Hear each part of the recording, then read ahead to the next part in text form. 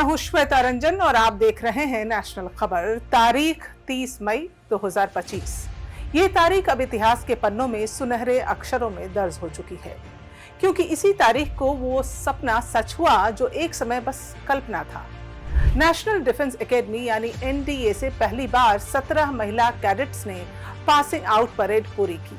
जी हां, 300 से ज्यादा पुरुष कैडेट्स के साथ कदम से कदम मिलाकर इन बेटियों ने वो कर दिखाया जो कभी असंभव माना जाता था।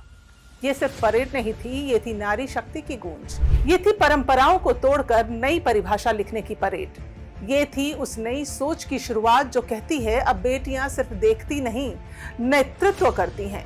2021 में जब सुप्रीम कोर्ट ने एनडीए में महिलाओं को एंट्री देने की मंजूरी दी तो ये सिर्फ एक न्यायिक फैसला नहीं था, ये एक क्रांति थी। और अब उस क्रांति की पहली परेड गूंज बनकर एनडीए के मैदान में गूंज उठी। इस परेड में हरियाणा की बेटी हरसिमरत कौर के बारे में बताना जरूरी है, जिनके पिता एक हवलदार रहे हैं। बेटी अब भारतीय नौसेना की अधिकारी बनने जा रही है। श्रुति दक्ष, जिनके पिता एयरफोर्स में विंग कमांडर रहे, आज वही बेटी उसी परेड ग्राउंड से निकल रही है जिसे कभी उनके पिता ने पार किया था। और इशिता सांगवान, जो किसी भी मिलिट्री बैकग्राउंड से नहीं आती, लेकिन आज उन्होंने साबित कर दिया कि देश सेवा के लिए खून में यूनिफॉर्म होना जरूरी नहीं है, जज्बा होना जरूरी है। जनरल वीके सिंह ने परेड को सलामी दी और कहा, ये लड़कियों के लिए ट्रेनिंग का अंत नहीं बल्कि संभावनाओं की शुरुआत है। और सही भी कहा जनरल साहब ने, क्योंकि ये सिर्फ 17 कैडेट्स नहीं हैं, ये हैं 17 मशालें जो आने वाली लाखों लड़कियों के रास्ते रोशन करेंगी। आज के भारत ने दुनिया को दिखा दिया है कि हम सिर्फ नारियों की पूजा नहीं करते, हम उन्हें कमांड सौंपते हैं, हम उन्हें बॉर्डर पर भेजते हैं और अब हम उन्हें नेतृत्व करने का अधिकार देते हैं।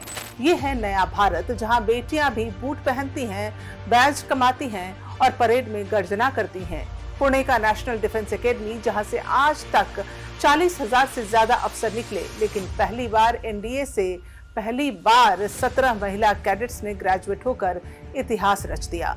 ये केवल एक ग्रेजुएशन नहीं, ये एक घोषणा है कि अब बेटियां सिर्फ सीमा पर तिरंगा लहराने नहीं बल्कि लड़ाकू विमान उड़ाने और युद्ध पोतों की कमान संभालने आई हैं। इन 17 कैडेट्स की राह आसान नहीं थी। न फिजिकल ट्रेनिंग में कोई रियायत, न मानसिक परीक्षा में कोई ढील। हर कदम पर पुरुष कैडेट्स के साथ बराबरी में दौड़ लगाई है इन्होंने। इन्हें सलाम और भारत की हर बेटी को जो आज अपने सपनों के लिए रनवे से लेकर रणभूमि तक कदम बढ़ा रही हैं। जय हिंद।